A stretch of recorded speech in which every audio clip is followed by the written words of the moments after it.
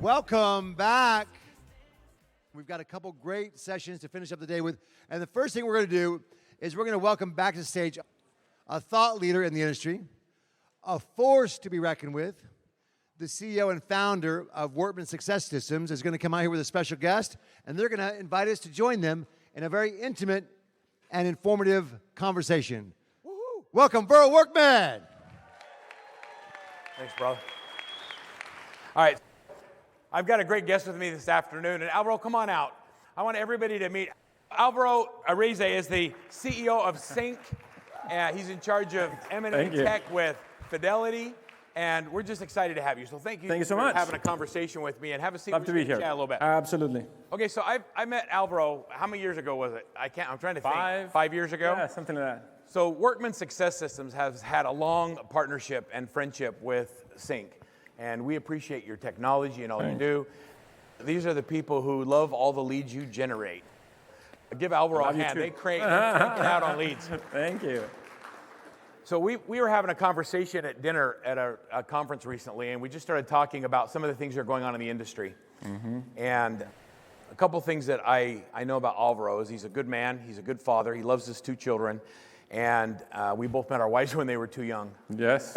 But he's a strategic thinker, and when we started having this conversation, I thought, this is a conversation that I wish there were others in the industry that our friends could hear. And so I invited him out. He graciously agreed to be here. And so we're just going to talk a little bit about what the crap is going on in our industry. That makes sense. And you even pulled off my name. I will start by apologizing for my accent. So if you don't... if I talk too fast or anything and you don't understand what I'm saying, just interrupt me, or you interrupt me, and I'll say it again. We'll just do Sorry? our best. That's okay. I'm just saying. Feel free to interrupt me. I'll repeat. I really love being here. I'm from Argentina originally, and who recognizes what this is? Someone has to. Yes, there. So Messi's logo? Well, no, this is the Miami Internacional Football de Miami. So this is the Miami soccer football team where Messi plays. So now you all have a piece of our heart. All of you that are here for Florida, you've taken a piece of our Argentinian heart. So I was not going to come here without it. So thank you. I love that. My kids are already like, we have Real Salt Lake that'll play against Miami, and it's already sold out next season. Like, what he's doing for the whole league is unreal. Yeah, you're going to have to change the name of the sports after that. We're going to call it actually football? Yeah, you're going to have to find another one for the one that's not played with the foot. Out of curiosity, so what do you think his being in the United States, what kind of impact do you think it's going to have on soccer here? I think, again, if you look at what happened with Beckham when he came a few years ago, that was great, and it gave life to something that understandably is a little bit lower in the US because you have so many sports, right? You have baseball, you have basketball, you have all these amazing sports. Soccer was just at the end of that, but Beckham at least made it visible to people, and you started having great female soccer teams in the US, which was great. But there's a difference here. Messi is, and I don't say this for being Argentinian, is really a world apart from everything else. No one else could bring the amount of attention this comes from the world. You also have a lot more Latins by now in the US. That keeps growing. We keep invading you. Hopefully, most of us legally, but still, if it was funny, I was seeing the game in Nashville, and I think the singing was like all the stadium singing "Vamos a ganar." So suddenly it's a stadium with 80,000 Americans singing in Spanish, which is pretty weird. So no comprende. But I'm going to learn it. My chat GPT speaks in Spanish. Good. Our AI speaks in Spanish, as it should. Let's get into the industry a little bit. One of the things we were talking about the class actions, the lawsuits that are happening. And one of the big concerns that a lot of teams have is how it's going to impact buyer's agency and if it really is. And I'd love to hear you. Have you been watching the last few days, kind of the stuff that's going on? I have. And at the beginning, I must say that I thought, hey, these are totally frivolous lawsuits that will have no impact whatsoever.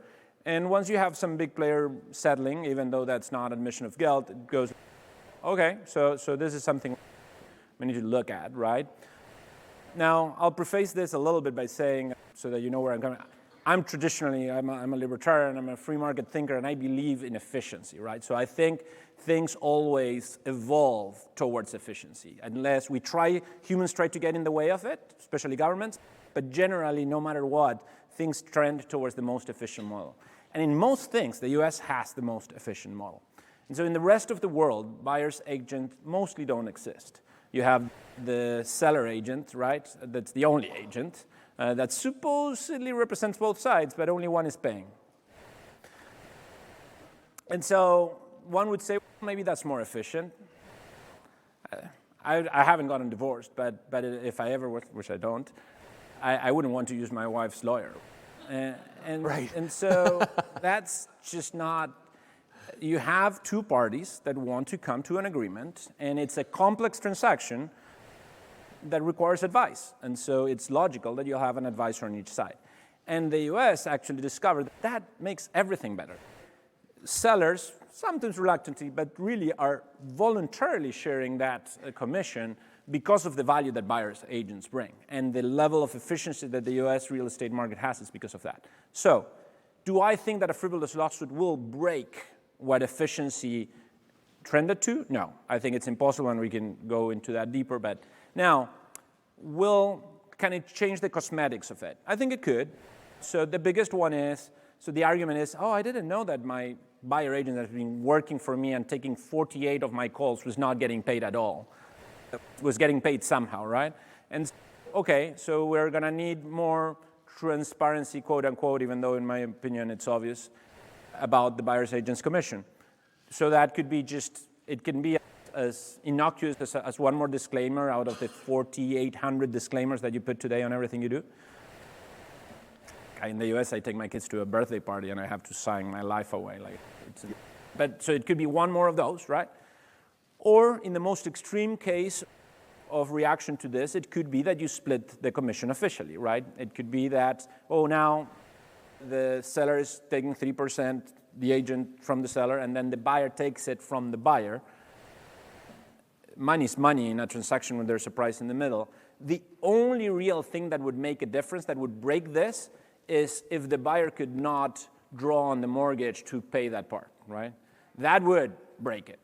That's not going to happen. I cannot believe the level of stupidity that would be required for that to happen. It's just not. But I do think it might happen that, in an extreme scenario, that you are seeing upfront, yes, the buyer draws from the mortgage an extra 3% that goes to the buyer agent, or 2%, depending on. And will that give you a little more of difficulty from now? You have crappy agents that basically say, I'm free anyway, so don't ask too much from me. Yes, those are going to get hurt, right? Because now it's, hey, I'm actually paying you, and you cannot hide that. What are you doing for me?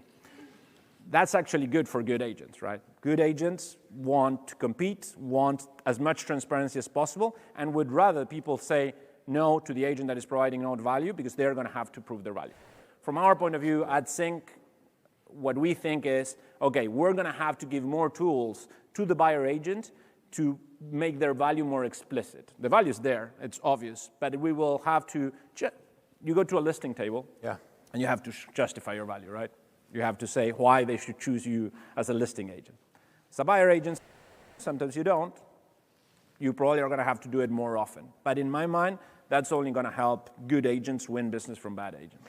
I think that the good agents, and that we have a room full of great agents and buyer's agents, that's what they've been doing. Mm-hmm. They sit down, they talk about disclosure, they get buyer agreements signed. It's when there's no agreements and there's no statement of value and they don't know how to offer it. Here's what you get when you get me. It's not opening doors. It's not. The only interpretation of this would really be bad for the buyer's agents is if you truly believe that people were clueless about the buyer commission, right? And the truth is they were not, right? So it's all the same, unless the thing of the buyer commission and the mortgage changes, which I cannot believe it will. All the rest is just cosmetics. And usually, in my opinion, the more transparency, the more efficiency will always lead for the better people to come ahead, and it will take some people with it, but those are not the people usually sitting in this room. Yeah, I saw a clip that came out of court the other day, and they were showing a coach and an industry influencer having a dialogue on a podcast about whether or not to discount commission. And it was an insult to the industry and who I believe we are. I watched that and I'm thinking, I can't believe that's someone that we put in leadership positions because it blew my mind. The conversation they were having about commission. If somebody wants you to discount your missions, you effing say effing no. That kind of dialogue. I'm like, that's not it. I'm not a big believer in discounting my fee. I believe in increasing my value. And so I want to give them so much value that the price isn't the objection. Yeah. And so it only becomes the objection in the absence of value, in my opinion. So let's talk about CINC for just a minute. How big is CINC?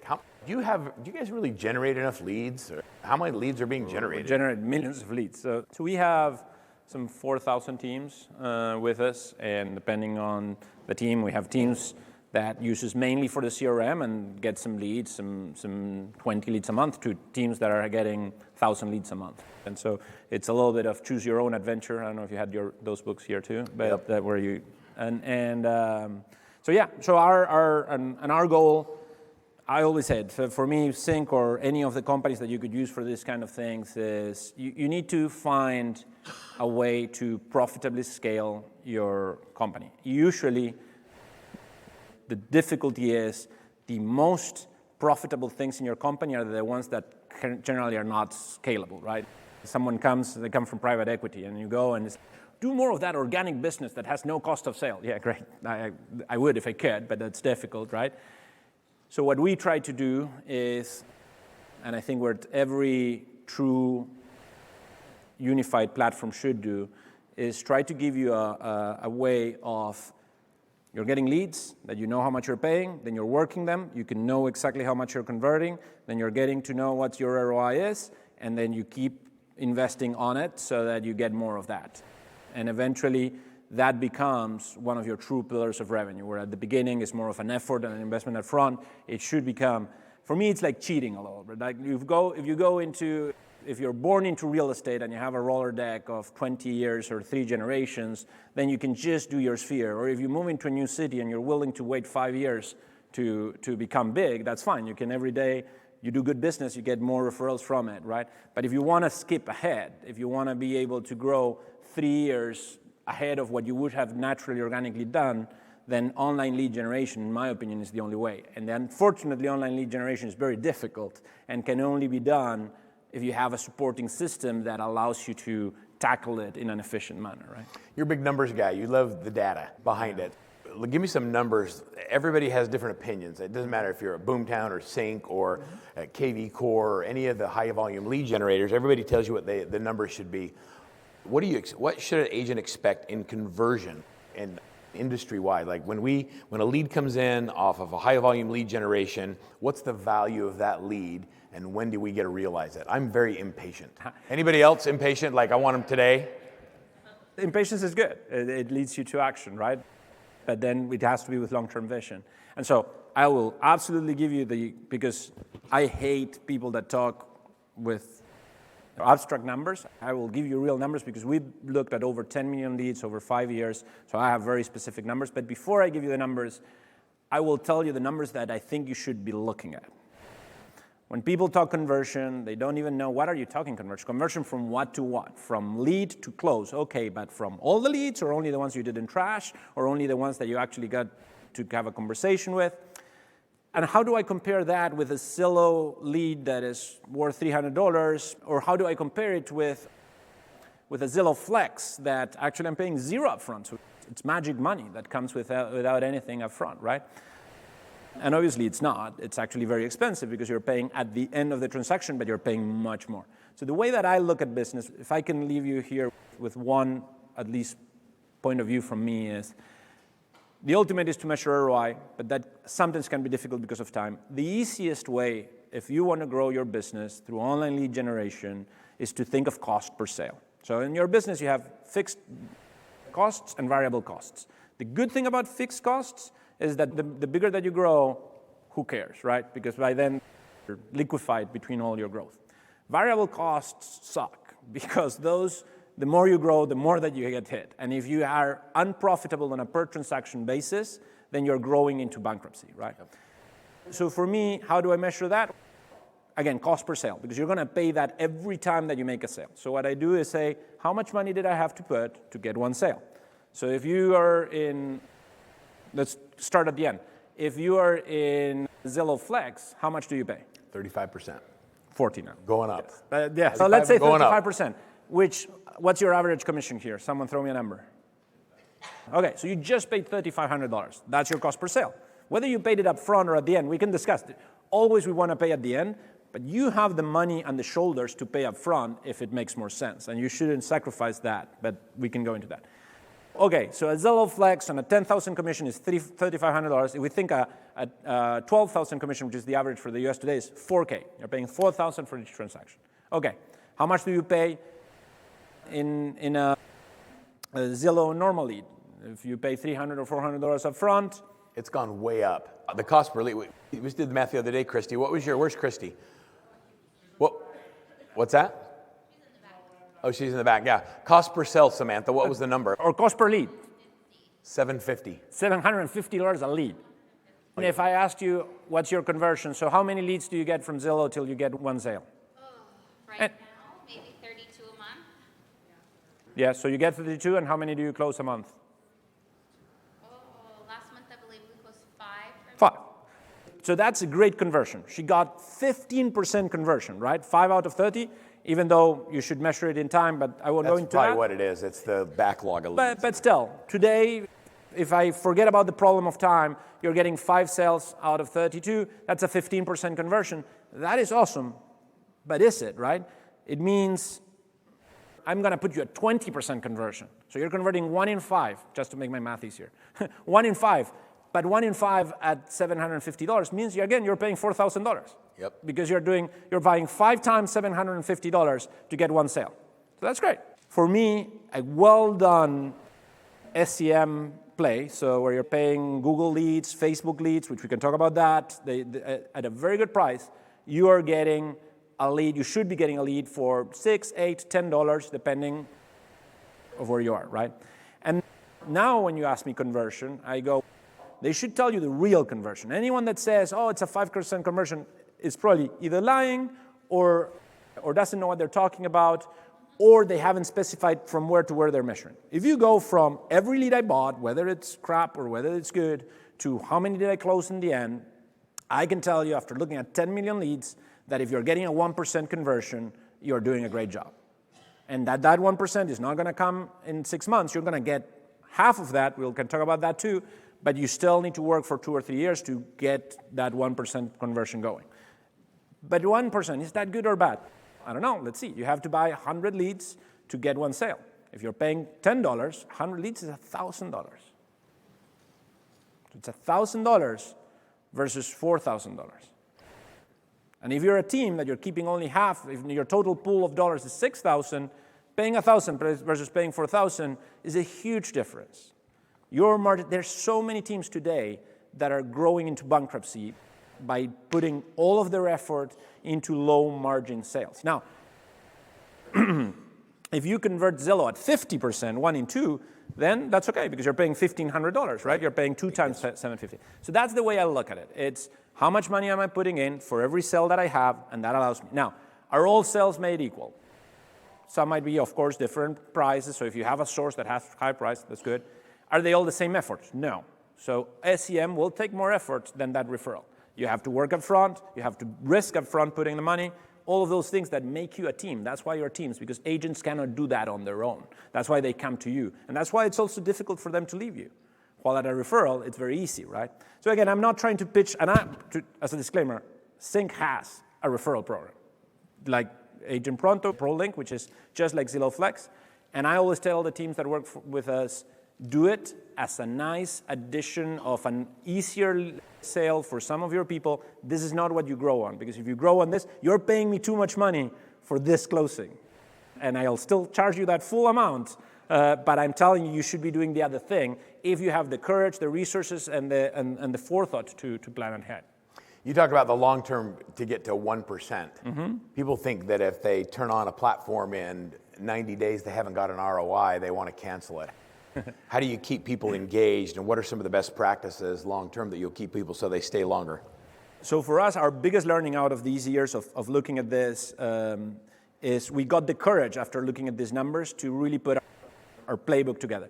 And it's nothing magical. As you need to do the calls, you need to put your notes, you need to classify the leads by their intention. So you need to look at why they came in as a lead. That CINC, for example, tells you how they came in, and that gives you a different ranking. And if you do that right, and you're calling in the right order, you're going to get to it. But I also, now that we know more, we're able to give you milestones of by when you're going to hit what. Because I can tell you that a 1% is 3 years, but I can also tell you that within the first 6 months, you would convert 0.4% of everything that came in. So out of 1,000 leads, you're going to make 40 conversions on, sorry, am I right? Yes. 40 conversions on the first 6 months, right? Now, what is misleading is people think, oh, so in the last 6 months, I had a total of 1,000 leads, so I should have 40 sales. No, because you got some of them on month 1, but many of them on month 6, right? So what I've done is I've gone in the background in the dark room, and I build the Excel, and I go, no, this is how you're going to be closing. And so in your first year, you're not going to close 0.4% of everything that came in the first year, because most of it came in the second half. And I do all of that, and basically what we show, for me, a good client doing online lead generation needs to be able to hit 6 figures by year 2. So in year 2, if you're not making $100, $200, $300,000, then this was not the bet that you should be making, and we should be talking together on it, right? Is it not the tech, or is it not the process? What usually is the factor? It would be easy for me to say it's them, right? But at CINC, it's easy for me to say, well, your agents are not calling, right? I always believe when people make fun of, oh, it's people that don't adopt tech or whatever, everyone adopted the iPhone, right? If you do the tech easy enough, people are going to adopt it. So I always think that the blame is shared.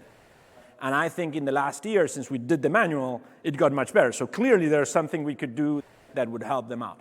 What we are doing is actually not helping that much the super good ones, because those are already doing all those things. Our manual, or the success manual, has helped us bring the people that were at the bottom more to the middle, right? Because there's, okay, if I do this, I'm going to get to the other side. And again, whether you use CINC or any of these things, knowing up front both what the effort needs to be in, but also what you expect. I'll give you an example. A typical client comes in with relatively low spend, with $500 a month of lead gen. Of course, there's a platform, but they're getting, let's say, 50 leads a month, 70 leads a month, to give you a number. In the first year, I only expect them to close 1 or 2 deals.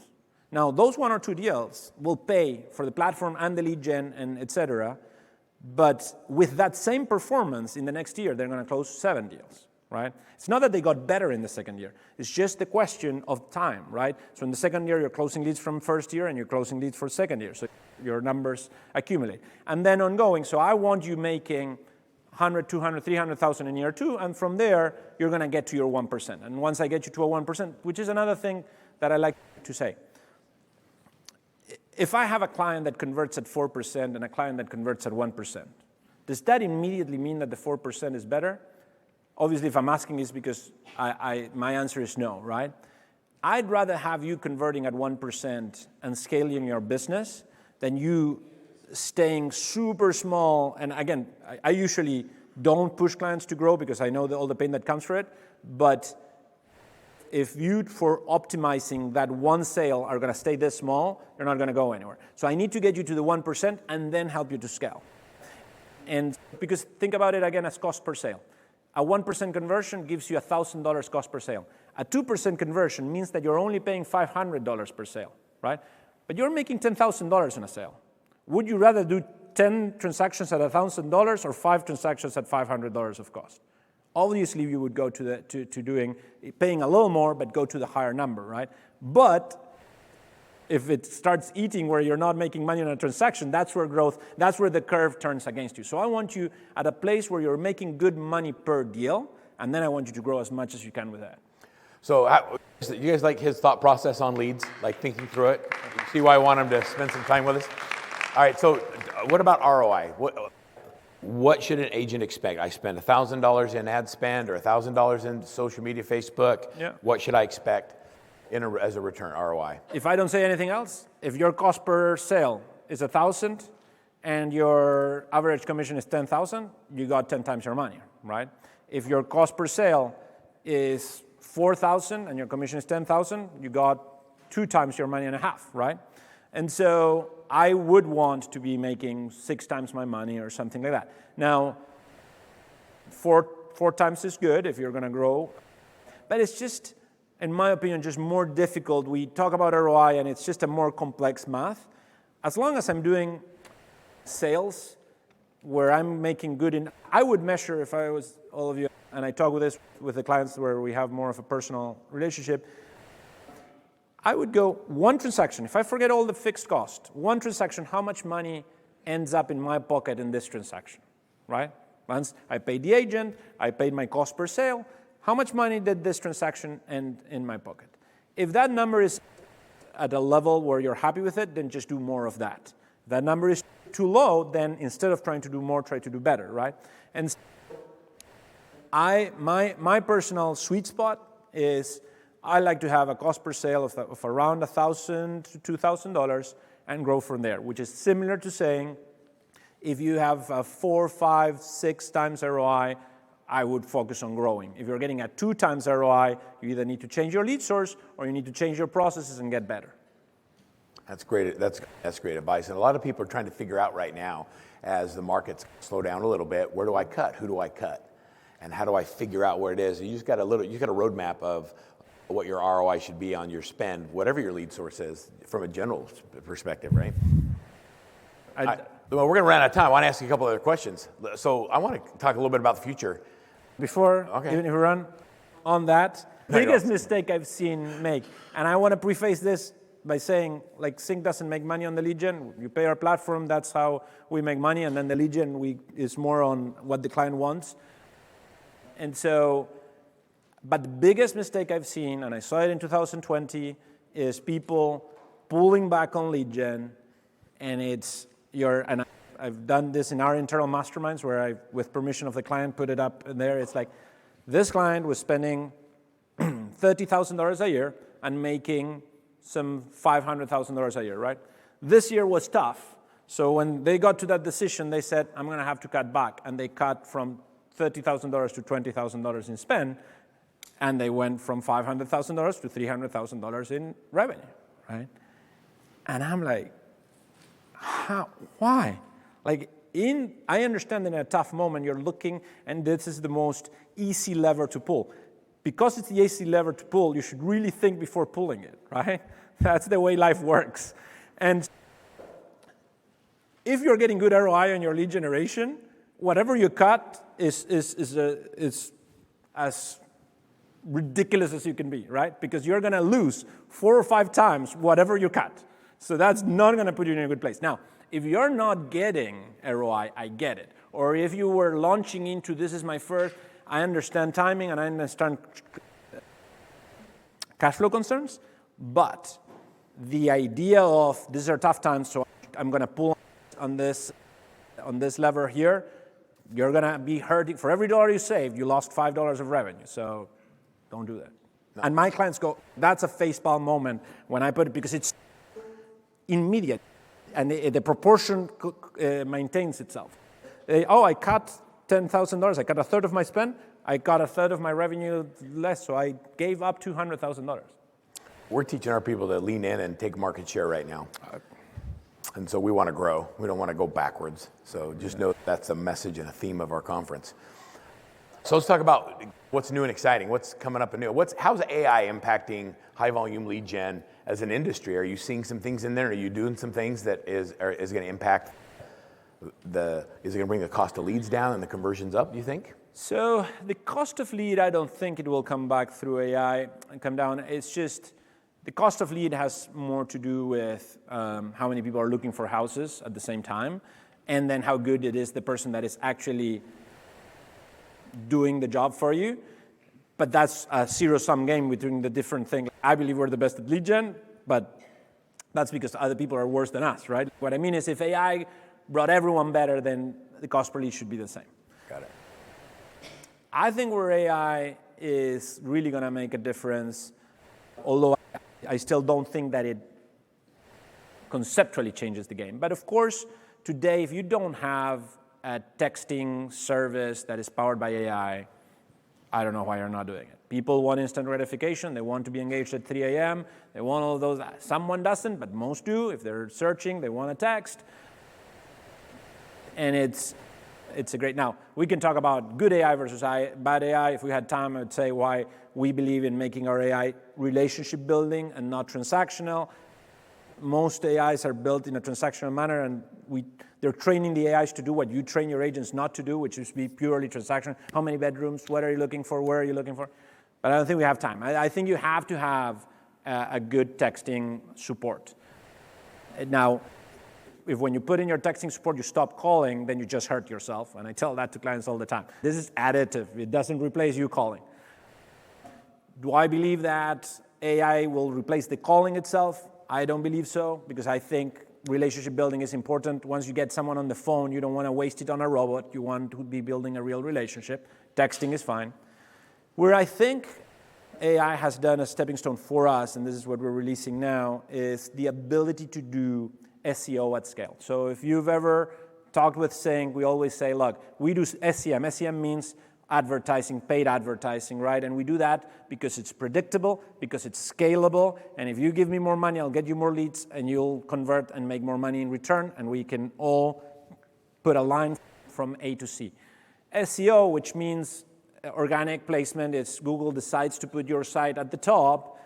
There's a lot of hocus pocus there and a lot of wizards of the industry going, yay, I'll do this, and in 5 years you're going to show at the front. And then in year 4 they go like, Google changed the algorithm, so everything we've been building for 4 years is going to go out.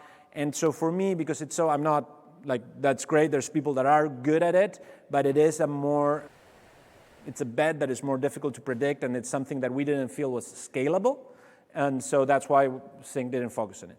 Now, with AI, with the ability of us to have an additional branded site that is optimized towards SEO, with the ability to generate AI-generated content, so now I can set up a website for you that has a page on every school, club, neighborhood, with actual content that is real and valuable. So this is not cheating, because people think about this as, oh, you're cheating Google.